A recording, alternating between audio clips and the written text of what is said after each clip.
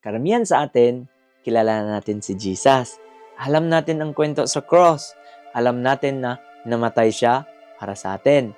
Pero minsan, kahit alam na natin ang kwento sa cross, nakakalimutan natin na kung gaano kalalim ang pinakahuling salita na isinigaw niya sa cross bago siya mamatay. Isang salita, isang sigaw, isang sandali na nagpabago ng kasaysayan.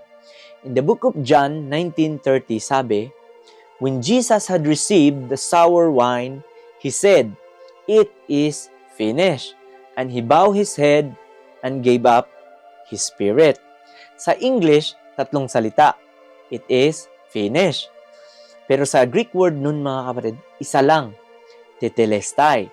Ang salitang tetelestai ay ginamit noong panahon ni Jesus kapag ang isang utang ay bayad na ng buo. Isinulat ito sa resibo bilang patunay na wala nang kailangang bayaran pa. Ibig sabihin, paid in full. Mission complete. Mission accomplished. Or mission fulfillment. Kaya nang isinigaw ni Jesus ang salitang tetelestai sa cross, hindi iyon sigaw pagkatalo. Hindi niya sinabi, "I am finished." Ang sinabi niya, "It is finished." That means everything is complete. Hindi siya ang natapos. Ang ginawa niya ang tinapos.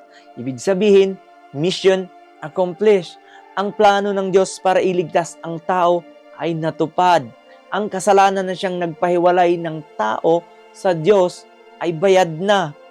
Ang utang natin na hindi natin kayang bayaran, binayaran niya habang siya ay nasa cross, habang pumapatak yung dugo niya sa lupa, habang bawat paghinga ay puno ng sakit. Sumigaw siya, tetelestai. Ibig sabihin, bayad na ang kasalanan natin. Bukas na muli ang daan papunta sa Ama.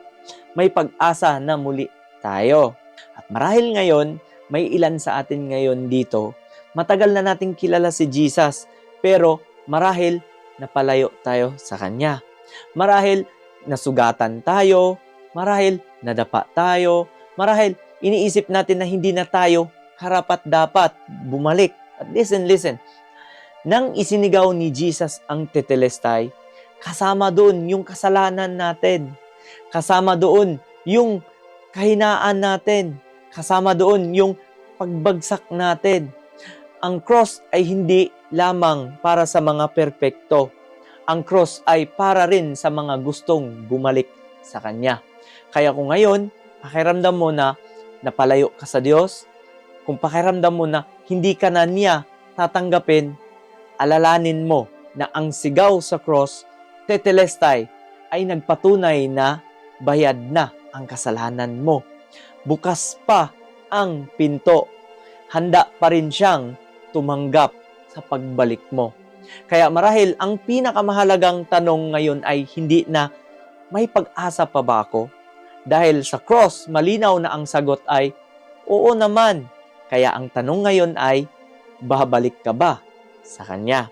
Dahil ang Jesus na nagbayad ng utang sa cross ay hindi magpakailanmang namatay. Siya ay nabuhay muli para sa iyo. Naghihintay, laging handa, kung kailan ka babalik sa Kanya. So please, you don't need to be perfect. Kahit saan ka man ngayon, just open your heart. Sabihin mo, Lord Jesus, I'm here. I'm home. Jesus loves you, and I love you too.